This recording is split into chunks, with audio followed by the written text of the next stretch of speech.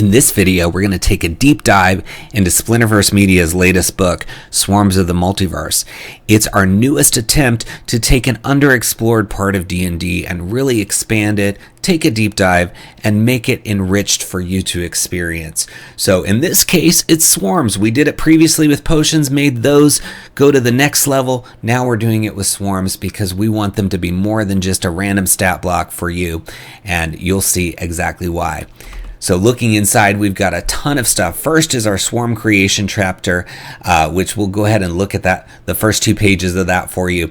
What we did with this is we went and we analyzed every single existing 5th edition swarm stat block, and we put it into a spreadsheet. We compared it to its base creature to really understand how Wizards of the Coast is putting together these stat blocks for swarms so that we could provide those same instructions for you, make sure they're balanced, and then we proceeded to use these instructions for all the swarms created in the book. And as we did that, we encountered a few things that maybe Wizard hadn't thought of. So we figured out how to handle those things in a balanced way, and we packaged it all together, made it easy to read and follow so that you can easily put together swarms of your own, whether you want to use existing 5th edition creatures or a homebrew creature.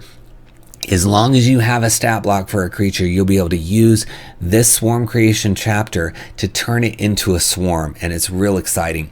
So back up here to the contents here, we've got some other things that you can do once you've created your swarm. We've got swarm options.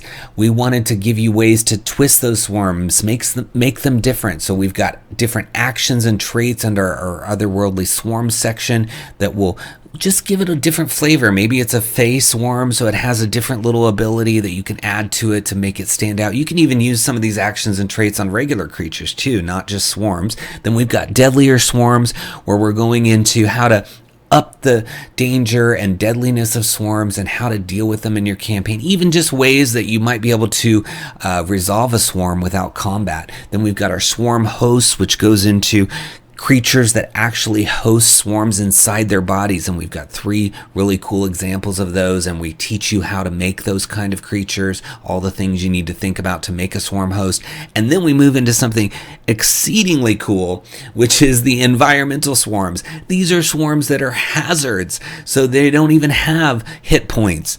They're things that you encounter and you basically have to figure it out, almost like a puzzle or another hazard in the game to get through. Maybe you have to go from point A to point B, and in the process you're going to encounter a poltergeist swarm or an emotion swarm, and you're going to have to figure out how to overcome that swarm without hacking and slashing your way through it. And we detail all of that, and we have our own kind of custom stat block for these environmental swarms.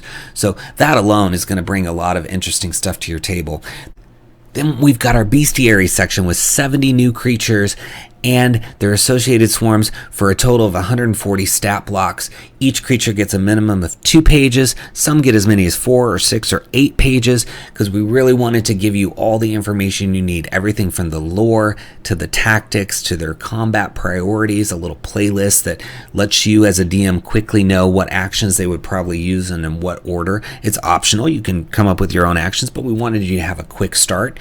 Then you've got, of course, the stat blocks for the swarm and the creature itself. Tons of adventure hooks, little sidebars with things like magic items, diseases, factions, all kinds of good bonus material to help you really integrate and make these creatures feel like they're part of your world. Not just a stat block with a few paragraphs. We really took it to the next level, as usual, from Splinterverse Media. So then we have our appendix with a ton of indexing and organizational material on top of the fact that the PDF is hyperlinked, bookmarked, indexed, all of those things to make navigation a snap for you. So I'm going to start deep diving into some of these creatures for you. We'll also get into some of the demiplanes and the appendices in just a minute, but let's start first with the Crystal Assembler. So this is one of our fun creatures. It says, when magic is used in the vicinity of crystals, sometimes its energies give rise to sentience in the form of a Crystal Assembler. This creature begins as a spark of sentience within a single crystal, but over time it assembles additional crystals of the same color into a bipedal form. So you're seeing it here. This is a crystal assembler, and they come in a variety of colors, and depending on their color, their facet action in their stat block changes. So we're going to look at that now. Here's just a few of the samples. We've got a bunch of different colors available for the crystal assembler. We also have a variant called the cursed crystal assembler. So you can have some fun with that. But look here, you've got green. It says poison emitting green crystals burst from the ground in a 20-foot radius centered on the crystal assembler. The area becomes difficult terrain. When a creature moves into or within the area, it takes 4 poison damage for every 5 feet it travels. This effect lasts until facet is recharged.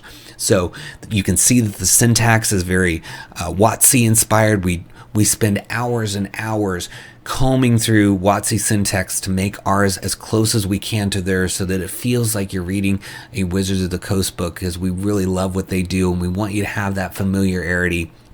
But also we try some new things. So this particular action is recharging, and is the effects are based on the recharge. So we're trying different mechanics. We're not just reskinning stuff in this book. We're really trying to bring you brand new things, exciting things that you can bring to your table. So these are just a few of the colors. There's a bunch of colors. You can see purple here. It says the crystal assembler vibrates its arm, creating a wave of sound that targets a creature it can see within 60 feet of it. The target must make a DC 16 con saving throw. On a failed save, the creature is deafened until the start of the crystal assembler's next turn and takes 13 thunder damage. On a successful save, the creature is not deafened and takes half damage. So targeted abilities, area of effect abilities, it really depends on the color of the crystals that make up this crystal assembler. But this is just the base creature. What about the swarm? Well, here is its swarm. It's called a crystal gestalt. And not every swarm is like a swarm of bees where they're all independent creatures. Some of our swarms are combining into a single creature like the crystal gestalt here. And so as a result, there's going to be some different abilities. And I'm going to leave that a mystery to you as to what changes when it becomes a crystal gestalt for you to get the book and check it out for yourself. But I just wanted to show this to you, to show you we're not just taking it easy. We're not just saying, okay, it's just going to be like bees and they're all floating together closely in a single space. No, we've thought about it. They're merging together as well as doing things like bees do. Next, we have the diviner moth, and I just want to read you the intro paragraph to it. In a realm full of tiny tricksters, the diviner moth is a rare and uniquely tranquil beast. These enormous fur-covered fey insects appear to spend most of their centuries-long lives perched on branches, staring idly into space. Little do most realize, however, that the diviner moth is actually watching time. So these creatures are adorable, and they're fey, and they can see the future. And there's some really cool stuff that we do with them to make you feel that. And they form what we call colonies. So instead of a swarm, it's called a colony of diviner moths. So we've also even played with the names of swarms to really give you some flavor for your campaign. I mean, if you're just constantly saying swarm all the time, it's going to get a little dull for your players. So you can say, oh, this is a colony of diviner moths. And as I mentioned, there's a lot of bonus material with these creatures. So with the diviner moth, which gets quite a few pages devoted to it, we have a visions of the future section where we give you some of these prophecies and visions that the diviner moth has, and they're really cool. You can have a lot of fun with them as a DM. You can have the characters interact with the diviner moth. It gives them a vision that's vague, but maybe it's predicting something that's going to happen. You're foreshadowing something that's going to happen in your campaign. And it's really easy to do, because if you just look here at the D20 table we give you, the first few: a creaking ship tossed violently over churning ocean waves at night. That could mean anything. It could mean that they're actually going to be on the ship. It could mean that there's going to be some turbulence in what's coming ahead. There's so many ways to interpret these visions, because you're interacting with a moth, right? It's not like talking to a fortune teller that's a human and you're getting sort of, prediction in common, right? This is going to be a vision from a creature. So we really leaned into that. We gave you 20 different options, but you can make up your own. And really, this emphasizes another approach to the design. We really are looking at all of these creatures from the point of view of story. They should generate story. They should give you options. That's why we also include so many adventure hooks with each creature, is we want story to just be flowing off the page. When you read our creatures, we want you to go, man, I just have so many ideas for stories and things I want to do with this creature. We want it just to be coming at you from every direction, so that you don't feel like, I can't use this, or I don't know, it should be obvious to you after you're reading it that there's so many ways to incorporate this into the story you're trying to tell at your table. Next, we have the Lost Book, which is a really fun creature. Let me read the beginning paragraph to you for this one. Books go missing every day, but not all such disappearances are mundane. Sometimes books slip out of the material plane and into a mysterious demiplane known as the Librilogium. Once there, a tome transforms into a powerful animated object known as a lost book. So this was a really fun one. It was one of the ones that I wrote, and I had so much fun creating it. And it's really about these books that go missing and what happens to them once they go to this demiplane. And the coolest part about it is that based on the subject of the book, it does something different. So if it's a fiction book, it has a different ability than if it's a book on necromancy, for example. And so we have created 20 different potential abilities based on the subject of the book. And then we also talk about ways you can have other subjects represented as well. So looking here in some of the bonus material that comes with the Lost Book, you've got a list of book titles for any of the books that could be in the swarm or an individual Lost Book, because again, you're going to get those stats for the individual Lost Book or a swarm of them. So you might have all of these titles in a swarm, but we're giving you some in-game titles. We give you some in-game authors that you can use. You can even use this outside of the Lost Book, right? Maybe you have a wizard's library or you're playing Candlekeep or something and you need some titles for one of the bookshelves. This is going to give that to you because we've got 4 for every single one of the 20 various topics that the book can cover in here. So again, reusability, we're big on that at Splinterverse. So here is the stat block for, or at least half of it. It's a big stat block for the individual Lost Book. And again, there's a swarm version as well. But you can see there's this magical contents ability, and it says the Lost Book uses one of the following options based on the Lost Book subject, and it's a recharge ability. So you can roll 1d20 to determine what the book's subject is, or you can decide, during prep, okay, it's going to be an art book or it's going to be a history book that they find that's sitting on this shelf. And so then you have 20 different actions basically to pick from. And these aren't just reskins. I literally tried to think, what would I imagine something happening for, demonology or animals or whatever happening? What would it be? What would the effect be, so that you can really get that flavor? Each one feels a little different. And how surprising for your players if they encounter a swarm of these, right? Or even a couple Lost Books on their own. This one did something different to me than that one did. Oh no, I got to watch out. It's not the same, right? So they have their typical binding bash where they can do some melee damage, and that's the same across all the Lost Books. But you're really getting like 20 different creatures in one with this stat block, because we're giving you the ability to roll a d20 and have a random creature, or you can pick and say it's going to be a military book or it's going to be a music book or whatever, right? So just tons and tons of fun packed into this. Again, lots of story potential, and in a little bit I'm going to talk about the demiplane associated with this too, which is a lot of fun. Next, we have a really fun creature called the Phantom Stalker. It's one of my favorites in the book, and this, I just wanted to show the close-up image, but we're going to look at the page now. So the Phantom Stalker says, seemingly an unstoppable force, a Phantom Stalker pursues its target obsessively, even across the multiverse itself. Indifferent to all dangers and void of any needs, a Phantom Stalker hunts its obsession with a relentless passion.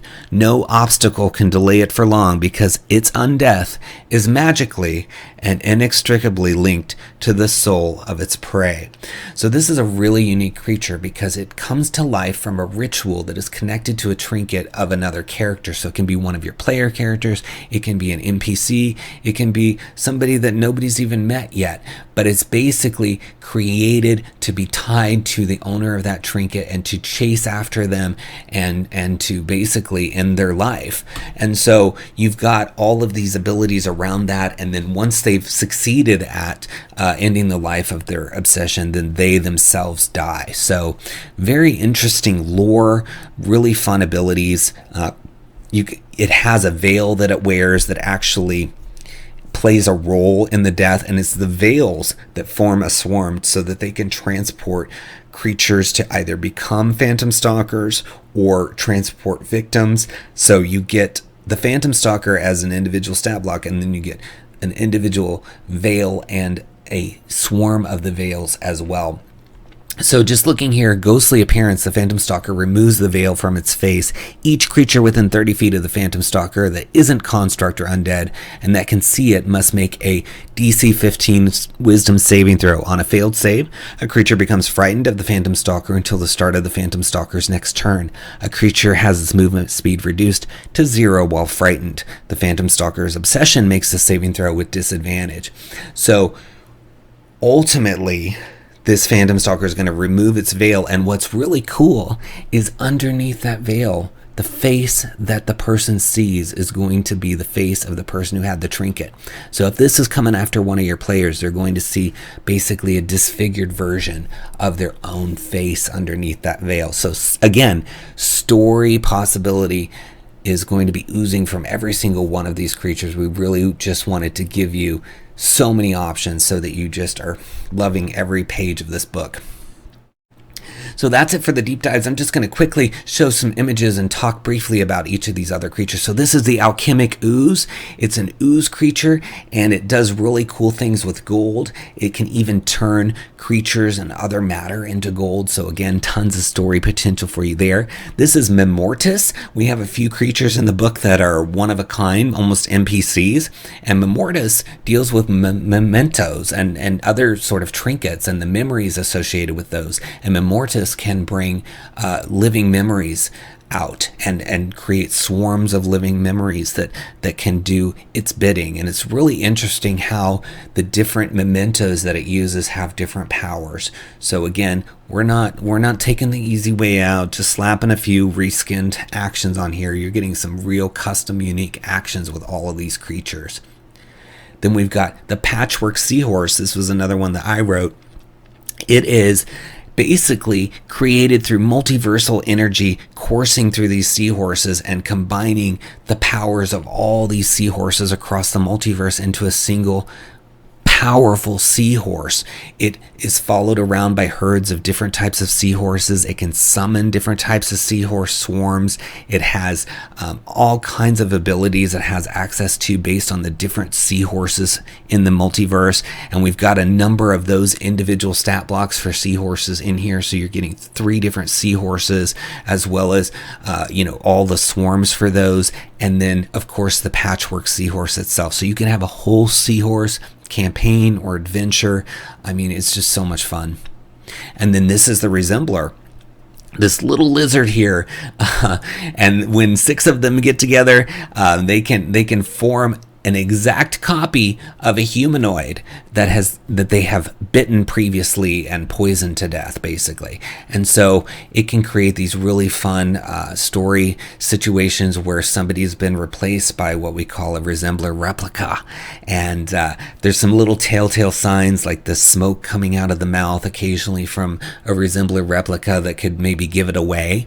But we've got all of this really cool lore about how these lizards go to other planes to mate, and how they go to the material plane to basically find a humanoid to replace, because once they become, they basically merge instead of a traditional swarm, once they merge into this replica, they can't go to other planes. If they do, they'll die. So that's another way you can find out if they're hesitant to go to another plane. So there's so many things you could do to have somebody replaced by a resembler replica, have them bit by one, and then the resembler lizard show up later to try to see if it dies so they can take its place, etc. There's just tons of fun available to you with this. It's another fun one in the book.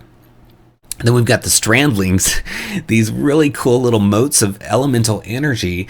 And this, you're looking at a picture of the conflux, which is when different versions of the elemental strandlings come together. So you have water strandlings, earth strandlings, etc., right? And so each of those has their own little uniqueness. Then we have swarms of those. And then we have basically a swarm of swarms almost, because they come together and form what we call a conflux, where it's all of them working together to become this greater being. And they have really distinct abilities related to their element, and they can even turn into like an air strandling can turn into an earth strandling if it goes and spends time on the elemental plane of earth. I mean, just so well thought out. There are pages devoted to the strandlings, and we want to give you so many options, and just imagine your players discovering all the different things that the strandlings can do. I mean, you get these other bestiaries and it's just a creature, and then that's it, right? This is a whole almost campaign with some of these creatures, because you could just have them discovering so many different things. And because we're giving you adventure hooks for all of them, that's going to be really easy for you to do. You're going to be able to there's a minimum of 2 adventure hooks per creature, so you're going to be able to take any of these and run with it. Now let's talk about some of the demiplanes. So we've got quite a few demiplanes in this book for you, including this one, which is called Crystallis.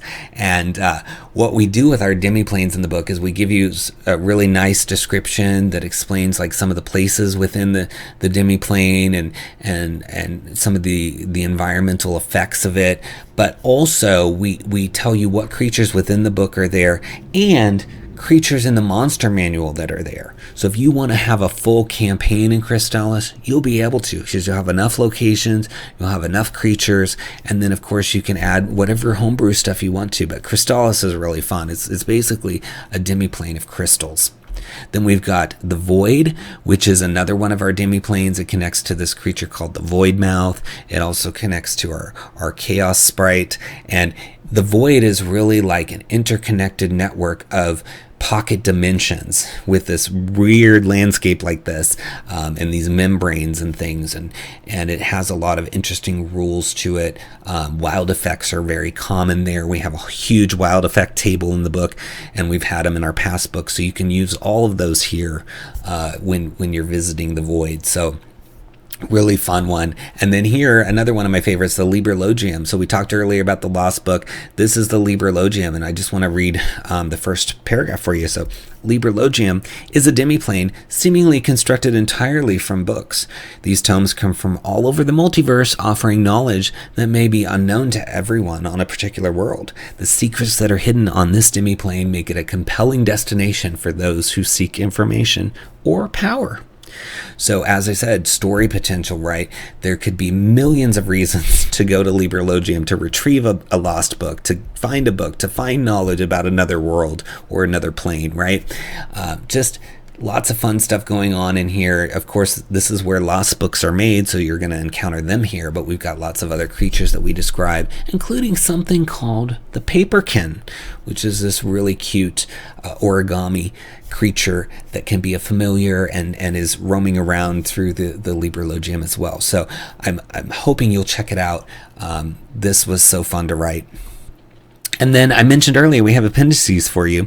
We've really taken great pains to index everything in the book. So whether it's magic items, the tables that are in the book, the familiars that are in the book, of course, we have our wild effects tables. And then we have a ton of lists for the creatures, whether it's by environment, because we cover every single environment. We've got creature types, all the demiplanes, we show you which creatures go with those. Creatures by plane, so those outer planes, elemental planes, etc. We've got lists of creatures. We've got descriptions of the planes if you're unfamiliar with them. And then, of course, we have, at the very end, a CR table. We put it close to the back so that it would be quick and easy to get to. If you buy the print on demand, you can instantly look at it.